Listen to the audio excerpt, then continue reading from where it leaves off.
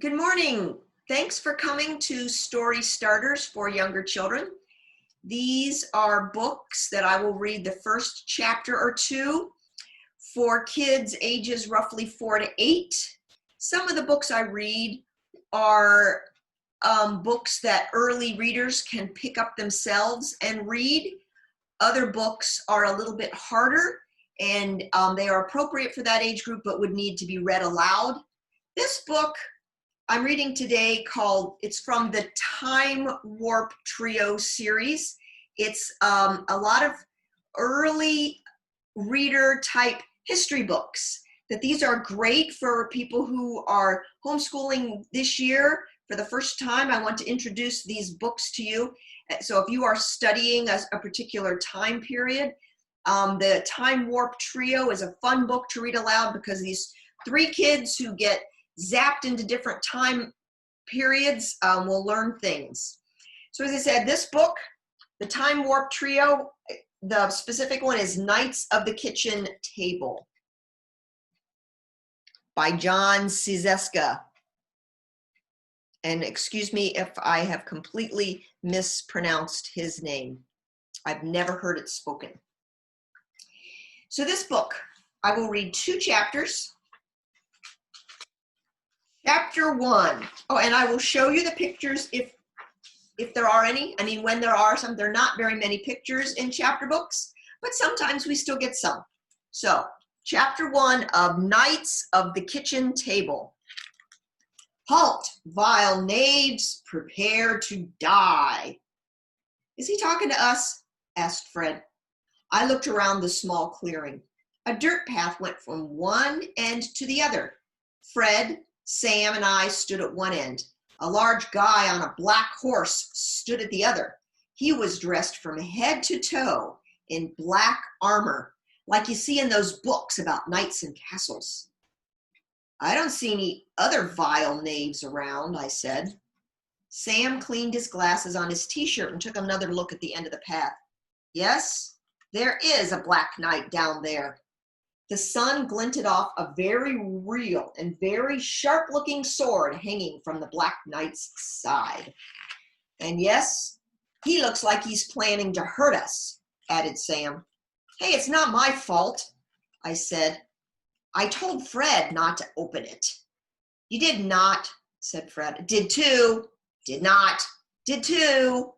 Excuse me, guys, said Sam, but can we discuss this later? I think that large angry man in the black can is getting ready to kill us now. The Black Knight lowered his lance and set his shield in front of him. Hello there, Mr. Knight, sir, I called across the clearing. My name is Joe. My friends and I seem to have lost our way from my birthday party. If you could just take us to the nearest phone. None shall pass, boomed the Black Knight. If you could just point the way toward New York, we'll be on our way and none shall pass. I think I heard that somewhere before, said Sam. Thy tongue and garb art passing strange. Methinks thy band hails not from this shore. There they are.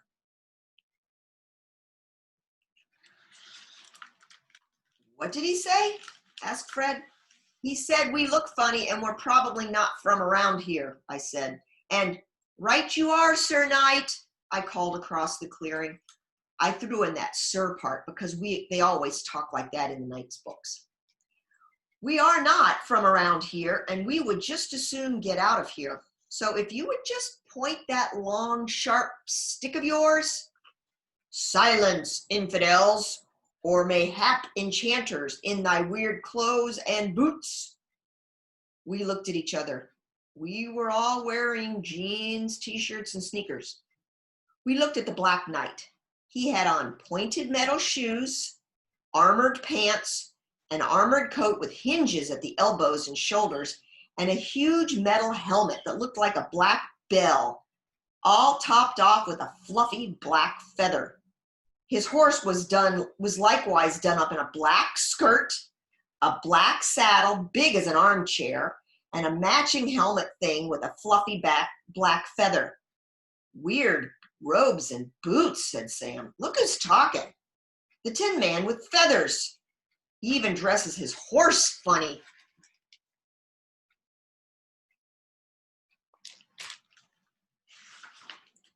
Enough of thy evil spells and chants, magicians, prepare to die. I think I liked None Shall Pass better than Prepare to Die stuff, said Sam. The Black Knight flipped down the visor on his helmet. Do something, said Fred. Like what? I said. Like, say some magic words. The Black Knight spurred his horse into a trot. Please? Thank you? Not those magic words, you idiot. Real magic words, like the ones your Uncle Joe uses. Abracadabra? The horse picked up speed. Hocus pocus, I shouted. Eeny, meeny, miny, mo. The Black Knight thundered toward us, his lance pointed directly at us. We were about to be killed more than 1,000 years before we were even born. There's the boy yelling out the magic words that aren't working. Chapter 2.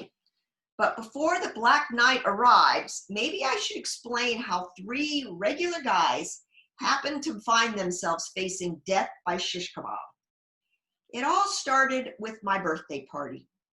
My 2 best friends, Sam and Fred, were over at my house. We were just sitting around the kitchen table doing birthday kinds of things. You know, eating junk, drinking soda, looking at the baseball my sister gave me. My mom started scooping up wrapping paper to throw away. That's when Sam found the other present. Hey, Joe, here's one you missed. Sam held up a small rectangular present. It was wrapped in black and gold paper. Who's it from? My mom read the card and made a sour face. Your Uncle Joe. Yahoo! Uncle Joe was the best uncle anybody could ever have. He was a magician for a traveling circus, and his presents were always the best. Uncle Joe's stage name was Joe the Magnificent. I was named after him. Before he went off the deep end, my mother always added. There's a picture of Joe the Magnificent. Well, anyways, the card says, Happy birthday, magician in training. Be careful what you wish for because you just might get it. This is weird paper, said Sam, wiggling the present back and forth in the light. I'll bet it's one of those disappearing coin trick boxes, said Fred. I took the present. Maybe it's a magic cape that can make things disappear. That would have come in handy last year. You could have used it to make all those rabbits disappear. Mom still had that sour face on her. Mom still had that sour face on. Well, that wasn't really Uncle Joe's fault, I said. I gave the hat the wrong command. Come on, open it up already. Open. I pulled back the black and gold paper and lifted it up. It's just a book, said Fred, rolling my baseball around the table. And it was a book, but it wasn't like any book I'd ever seen before. It was such a dark, dark blue that it almost looked black, like the sky at night. It had gold stars and moons along the back edge, twisting silver designs on the front and back that looked like writing from a long time ago. Let me show you these 2 pictures. There's Uncle Joe. And here's a picture of the book.